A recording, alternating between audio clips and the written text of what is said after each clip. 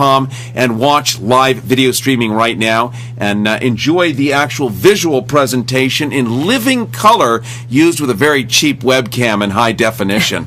So if you like high quality stuff, you're going to like this show. Susie, I want to welcome you to Go Harrison. I want to welcome you. You were testifying in front of Congress, if I'm correct, and Maxine Waters about a year ago, and we had Maxine on the show. And we broke a big story about something so Herculean, so hideous, so vile, so unbelievable. Should I keep going? It is, isn't it? If you want. If I want. Yes, please go. It is so over the top. And what it is this notion of taking public buildings, it's the White House, let's just call that a public building, right? Because you and I own the White House. Am I correct in that? I think so. Or did we own the White House? Now we're getting down to the point. The Capitol building, a lot of this stuff is being converted into Section 8 housing.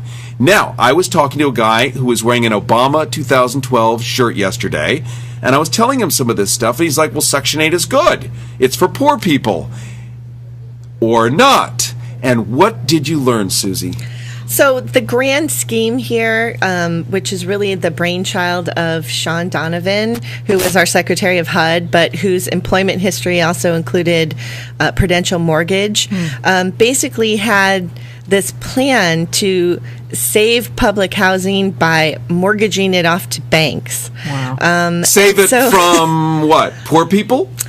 Well, what's happened is that public housing is $30 billion in need of capital improvements. So that's 2 Pentagon missiles. Right. So, well, to put that in perspective, it's about 3 months of tax cuts for millionaires. Oh. And so in order to quote unquote save public housing, the plan is to actually mortgage off to banks so that our taxpayer dollars would go to basically mortgage interest for decades and decades. Wow. Just to keep public housing, and it wouldn't even be public because they would convert it to Section 8. And there are definite differences between these two programs. Public housing is like our schools and libraries owned by the government for the common good. Section 8 is actually, and there's different forms of Section 8, but to some extent you get a voucher, sure, similar to the educational vouchers that we've been talking about for years. The vouchers that would let somebody bypass public education and enjoy private education, right, thereby diminishing the quality and value of public education. But the taxpayer still pays. So and in this case, the voucher would go to a private landlord who then would take 30% of the income from the tenant, and then the rest would be paid for by the government. And Section 8 is a fine program if it's in addition to public housing. Yes. But when you're talking about taking public housing and converting it to Section 8 in order to mortgage off to banks, that is where the problem comes in. So I'm going to ask you to hold that thought. We're going to go to news in just 1 second with Mercy Malik. I'm just going to recap and see if I understand this. So during the Bush years, they didn't, well, let's say the outreach to handle Section 8 housing if pipes burst and light bulbs burn out, it was minimal. And so now we have this huge bill of all this Section 8 housing from coast to coast, and things need to be painted and pipes need to be fixed, and then there's other public buildings that we're going to roll those in. We'll call it the White House, the Capitol building, other big stuff like that. And golly gosh, we're poor, we're bankrupt, we have no money to pay for it, there's nothing we can do. Oh, hold on, we need an aircraft carrier. Here, let me write a check right now. That's not a problem. Plenty of money for that. But Section 8 housing, we don't. Therefore, we go to Bank of America. For instance, can I say Bank of America? Sure. Why not? We go to Bank of America and we say, golly gosh, Bank of America, oh, yes, we bailed you out. Thank you so much. Thank you so much. By the way, the TARP money that we bailed out with you is basically at 0% interest, and then you took the bailout money that we all gave you from the taxpayers and then lent it back to the U.S. government at about 3 or 4% for profit, and then back to the taxpayer for a 49% interest rate on a Visa card. But other than that, we want to take out a huge mortgage coast to coast in the United States so that you can fix our Section 8 housing. Public housing. Right? And then we'll pay you interest on that. And if we default on the payment, you then take over all of this and you can reconvert it into beautiful condos on the river. And we're going to get to that, Susie, because I know you have lots of information on that. But right now, it's time for a little news with Mercy Malik. And I'm going to push one of my buttons because I'm a technophile. Go Harrison. News update. Go Harrison News time is 32 minutes past the hour, and I'm Mercy Malik with your reality check. Let's start off with another harrowing installment of Horror Stories of the TSA. Today's episode takes place right here in sunny Southern California and involves an extremely dangerous 95-year-old retired U.S. Air Force major in a wheelchair. The Detroit News reports that Major Omer Petty and his comparably youthful 85-year-old traveling companion, Madge Woodward, were detained last month by Transportation Security Administration personnel at San Diego International Airport whilst attempting to board a plane home to Detroit. Petty says that after the pair removed their shoes and jackets to go through security, one officer noticed that the elderly man had removed a money clip from a fold of bills amounting to $300, placing the clip on the conveyor belt and the bills back in his pocket. Petty says the officer then ordered him to place the cash on the conveyor belt as well, along with a Kleenex that was also in his pocket. Dangerous Kleenex. The elderly travelers were then taken to separate rooms for pat-downs, and upon their return, TSA personnel denied any knowledge of the $300, telling the pair that they must be confused. Petty has I'm confused. It's so appalling to me that they would take advantage of people that old and try to play off of their belief that they wouldn't remember. That they had... you would remember if you had $300. I'm just saying. When I have $300, I never forget it. You don't forget it. Petty has subsequently filed several reports, but has been told that videotapes of the incident were, quote, too blurry to be helpful. Right. His son Bill commented, quote, "You can bet if my father were a terrorist, those videos would not be too blurry." It's 34 minutes past the hour. And now, the first of many times we will answer the question, are the candidates all the same, with the statement, not so much. Reader-supported news reports that Mitt Romney is so enamored with the prospect of the controversial Keystone Pipeline that he intends to build it with his bare hands. Well, what he actually said was, quote, "I will build that pipeline if I have to myself," end quote. Speaking last Friday to the Republican National Committee state chairman's national meeting in Arizona, Romney claimed that Obama has failed to follow his own commitment to a, quote, all of the above energy policy, saying, quote, "The president does like all of the above. He likes all of the energy sources that come from above the ground. So anything below the ground he doesn't like. Coal, oil, gas. We also like those below the ground," end quote. While Obama has not ruled out the possibility of the Keystone XL, he has deferred the decision pending further environmental studies. For Romney's part, he ended by thanking all of his former primary opponents by name, including Newt Gingrich, who is actually still running. Oops. Oh my God. It's 35 minutes past the hour. And finally, I could say an awful lot about this last story, but I'm just going to let it speak for itself.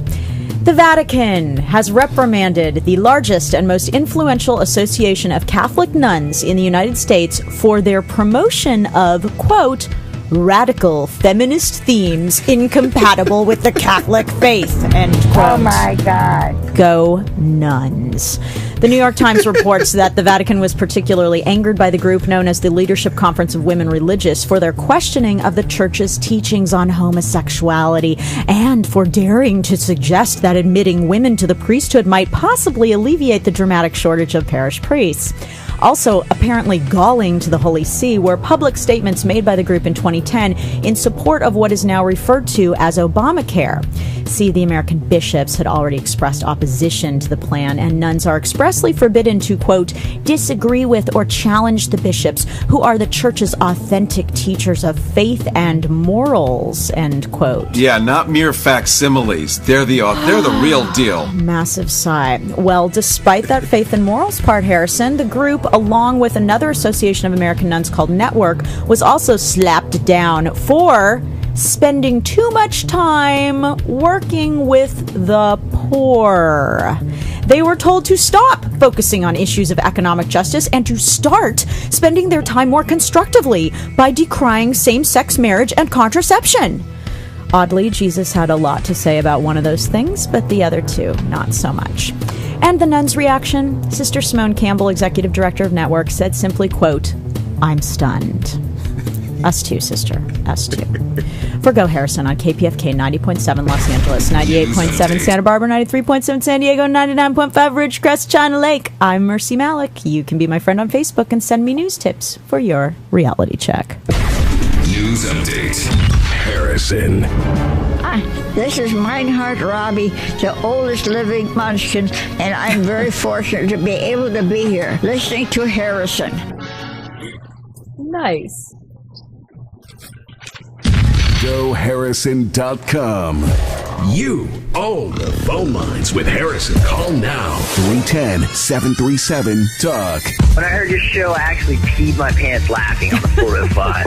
Cab drivers had it on, and they were big fans of yours. So just to let you know, the yellow taxi population. Hey, Harrison, I was listening to your show last week on Saturday, and so I missed like the first 15 minutes of the movie. I'm out like $12, so I was wondering if, maybe you just mail me the check. You're the most despised on my list. And believe me when I tell you I'm making a list. Message marked urgent. Bag it. Hello, Harrison. I just want to let you know you're absolutely the best thing I've heard on radio or TV in my life. Wonderful. Keep up the good work. I'm a 50-year-old black male, closeted bisexual, cross-country truck driver who is an extraterrestrial in a human body. I have made the dedication to be true to myself. Occupying this. 310-737-TALK. Your free-thinking, non-conforming home of free speech radio. This is Harrison. Harrison contest giveaway. Gimme. Yes, sir. It's 38 minutes past the hour, and we have a giveaway. We have tickets to tomorrow night's 8 p.m. Full Throttle Comedy at the Hollywood Improv on Melrose Boulevard here in beautiful kind of West Hollywood at the Hollywood Improv on Melrose. It features Ty Barnett and Taylor Williamson from The Last Comic Standing, along with a secret super guest. Ooh, a secret super guest. All you have to do is send us a text, 310-737-TALK, 310-737-8255. Send us a text. We have 50 pairs. Am I right? 50 total tickets, 25 pairs. Thank you for the math. 25 pairs of tickets to give away. That's tomorrow night at the Hollywood Improv, courtesy of us here at Go Harrison. Your chance to go giggle, laugh, and fun. When you do send the text to 310-737-8255 or 310-737-TALK, your name, your address. Your name, your address. And your email address. And your email address. No address, just email. No way. Okay, what is it, Garrett? What do they need to do? Their name, their address. Your name and your email address. Your name and your email. And preferably your phone number so we can get back to you on your text. All right, very good. We'll do that for sure. Name, phone number, email address. Done. Name, phone number, email address. How easy could it be? All right, very good. There, done. Back to Susie Shannon, back to the hero, back to the savior of all humankind. I know you think I'm over egging the pudding here. I am not. You, a year ago, brought us Maxine Waters, Susie Shannon, and it was a breaking story. We premiered it on KPFK. It was an exclusive. You guys had just gotten out of the HUD meeting. You talked about this, and then a couple of days later, she was savaged by the press for her husband and all kinds of naughty. I mean, oops. Incredible coincidence, right? And then the story kind of goes away and everyone gets freaked out and shuts up. Well, we're back. We're back, and through this omnibus bill, and just to sort of recap what we're talking about, the government has basically already done this. Am I correct in that? Well, they have passed policy language within a very large omnibus bill last November. And what happened was they tried to get legislation passed which would allow them to do this. And they went to the Financial Services Committee, and Barney Frank, who was the chair of the Financial Services Committee, and Maxine Waters, who was the chair of the Housing Subcommittee, both said no. And Maxine Waters stood up and basically said, you will not privatize public housing under my watch. And so they made repeated attempts to do this, and Congress said no, basically. And so instead of, putting this before committees and having hearings on it, it was sort of snuck in there in the omnibus bill that passed last November with just very simple policy language. And so now what we're looking at is that the public housing authorities who oversee public housing now will put in basically to start mortgaging these properties. And so, I mean, the importance of this bill really is that this is the first time in American history that we have ever talked about passed mortgaging our public property. And it's already done. I mean, that's the kind of the take-home message. It's not they're working on it, they're looking at it, it's already passed an omnibus bill. Yes. So what does that mean? It's law now? That means it's law, and they're in the process of writing the regulations. And then the individual public housing authorities on the local level will basically earmark particular properties and say, we want to mortgage off this property. And then what happens then is that there's a mortgage with a bank with no cap on interest rates, with nothing to prevent them from taking that loan, bundling it, and selling it off to another bank. And so what happens is we have all the same problems that we had with private mortgages now in the public sector. And so not only will banks obviously get the mortgage interest from this, even if it doesn't go into foreclosure, but if the property did go into foreclosure, then it obviously raises questions about what happens to that property. Okay, so I'm going to make a scenario here. So we're talking Section 8 housing coast to coast.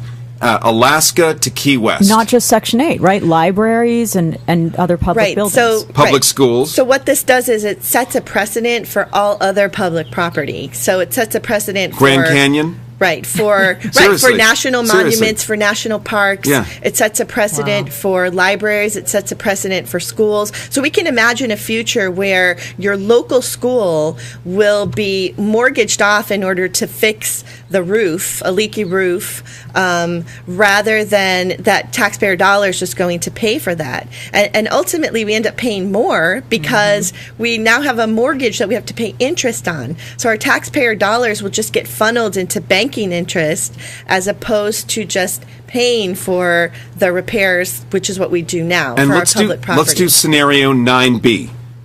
I'm making that up. Scenario 9B is it's come around, Congress, it's time to raise the debt ceiling again. And we go through what we did a year ago, and then the entire United States credit rating was downgraded. And then the market melted down, and we got it back up, up, down, much like a man over 50.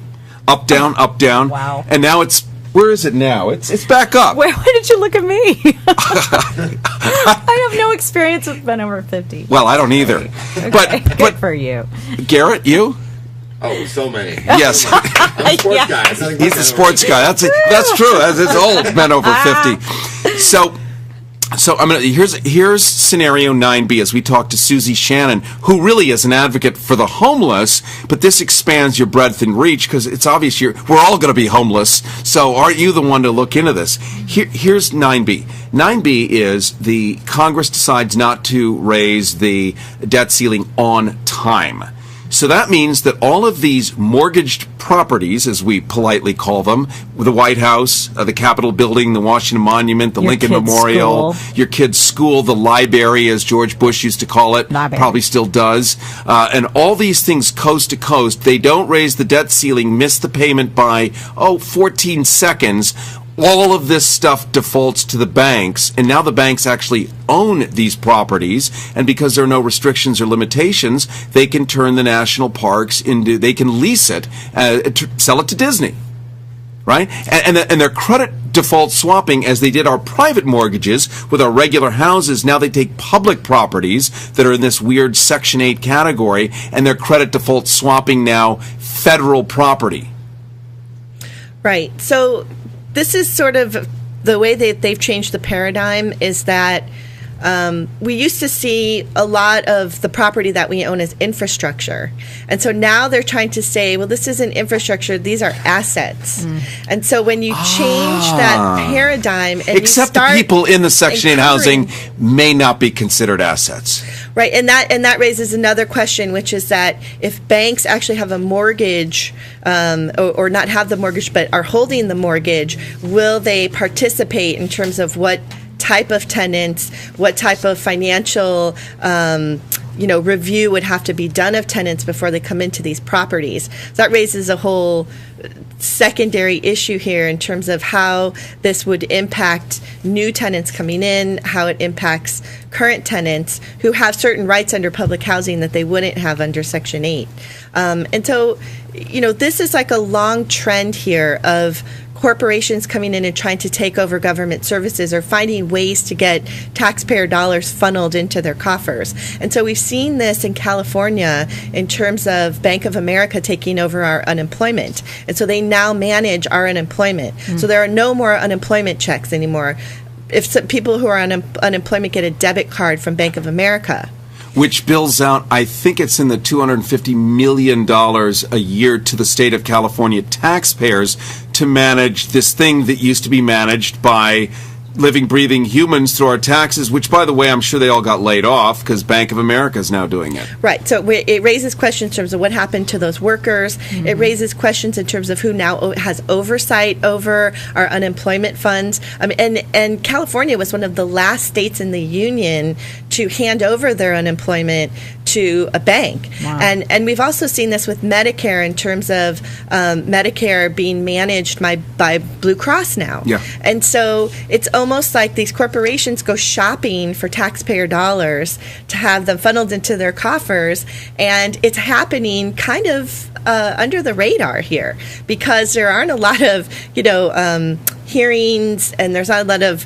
government oversight before this happens. Like with the EDD, they just did it, and they didn't need the approval of our state legislature. And so this is sort of just a long trend that we've been seeing in terms of privatizing these services, and our taxpayer dollars that we think are going to, fix a roof in public housing or to help out with our schools are actually getting funneled now into corporations. So it's like we talk a lot about outsourcing of military operations and that kind of thing, but it's actually happening everywhere across the board. And something that we need to, which it really should be illegal, because I feel that as a taxpayer... Well, it's certainly unethical. It's certainly immoral. Is it illegal? Wow. I feel as a taxpayer that I'm partially an owner in this property that they're now making decisions on to just sort of mortgage off to banks. Wow. We're talking to Susie Shannon. You're also seeing Susie Shannon as we live video stream at GoHarrison.com. GoHarrison.com. All of our shows are available next day at Ustream. Simply a keyword Go Harrison. Use that.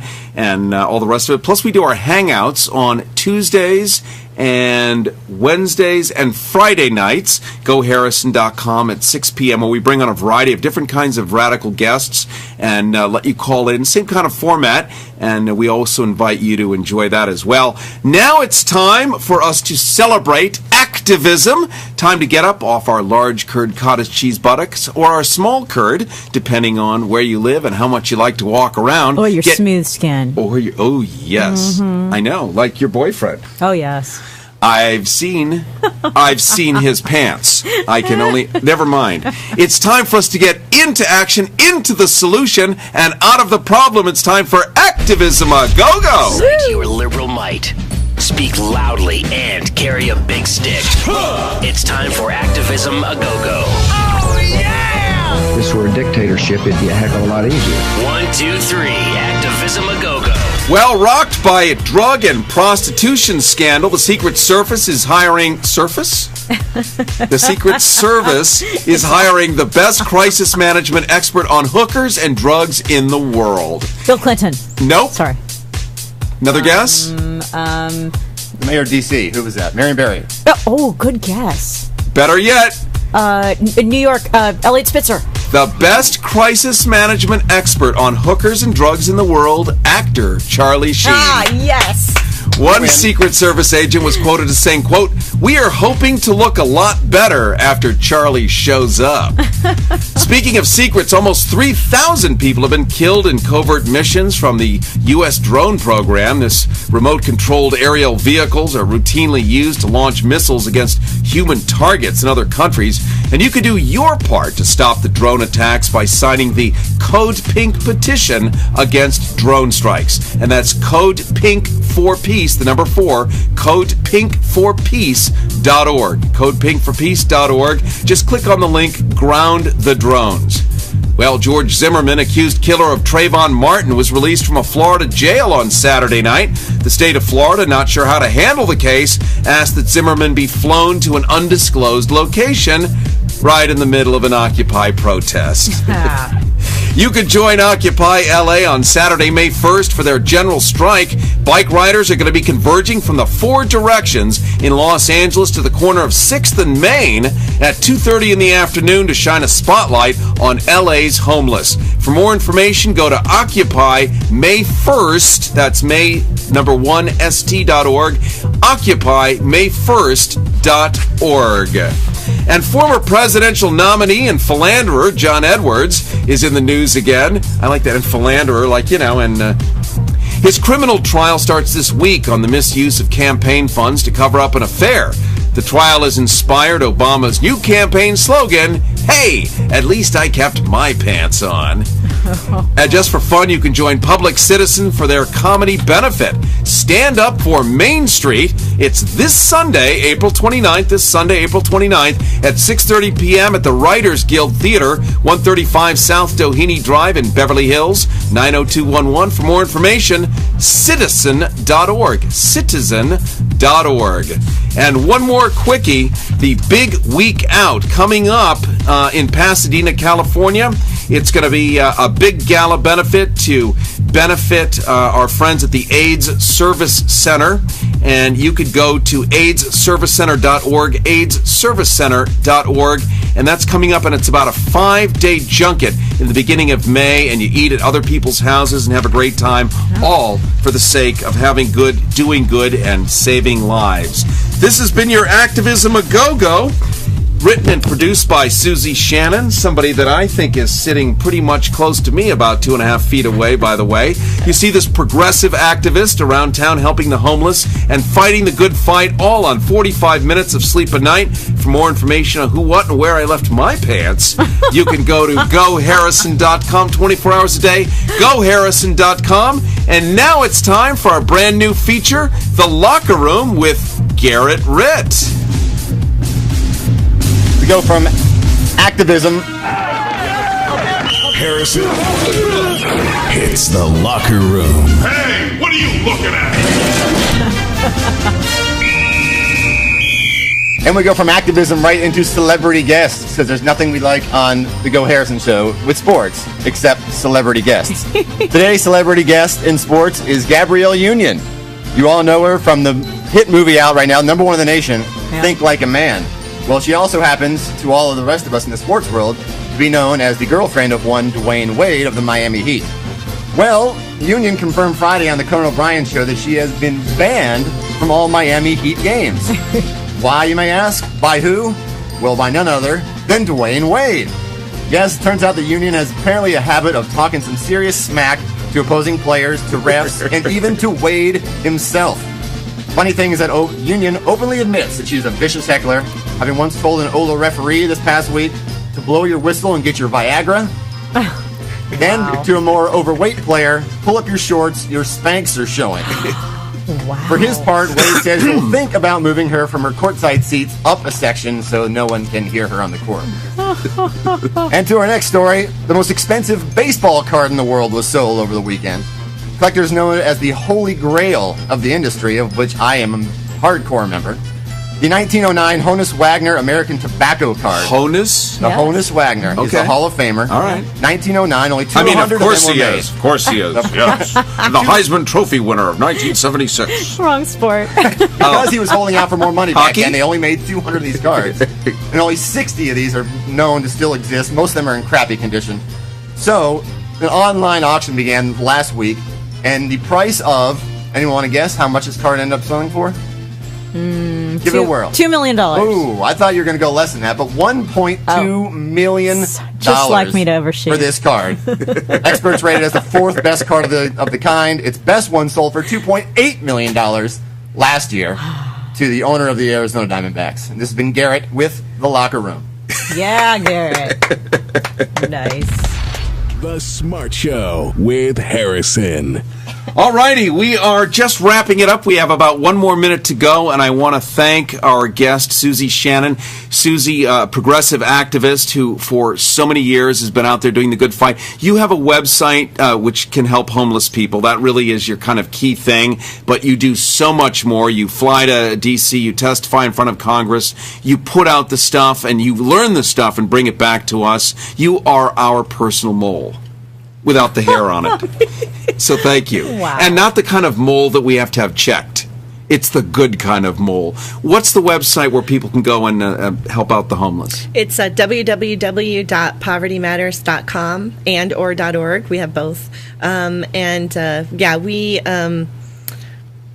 is the homeless capital of the United States. We should be talking about expanding public housing, not trying to mortgage it off to banks and getting rid of it. So I think that, anyone who can help out, organize on a local level, try to get Congress to make it illegal to mortgage off our public lands. I think we're out, honey. Thank you so much. PovertyMatters.org. Harrison with you. GoHarrison.com. Have a great day.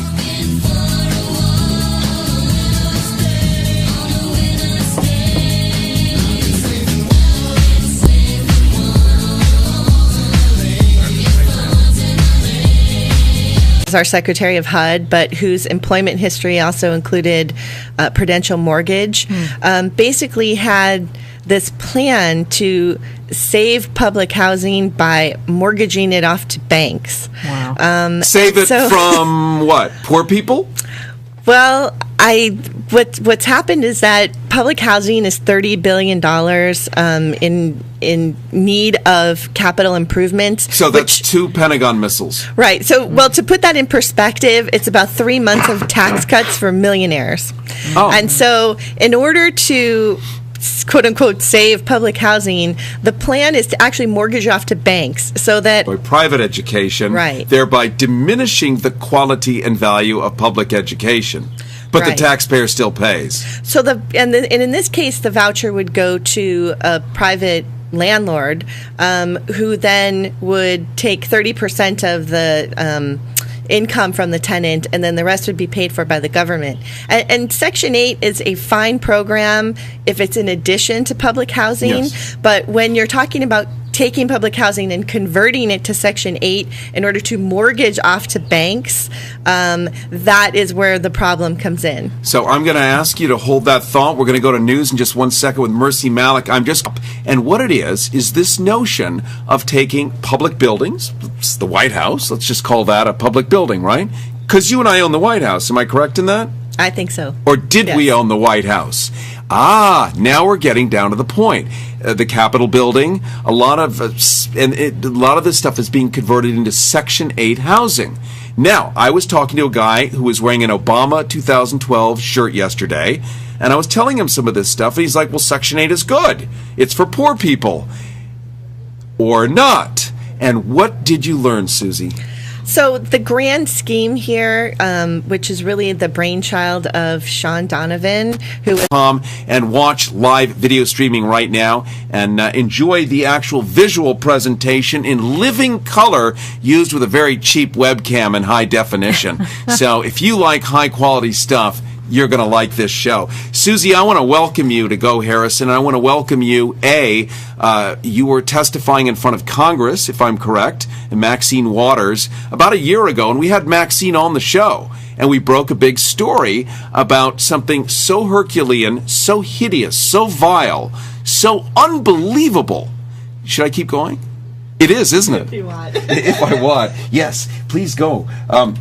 It is so over the top. Our taxpayer dollars would go to basically mortgage interest for decades and decades, just to keep public housing, and it wouldn't even be public because they would convert it to Section 8. And there are definite differences between these two programs. Public housing is like our schools and libraries owned by the government for the common good. Section 8 is actually, and there's different forms of Section 8, but to some extent you get a voucher, similar to the educational vouchers that we've been talking about for years. The vouchers that would let somebody bypass public education and enjoy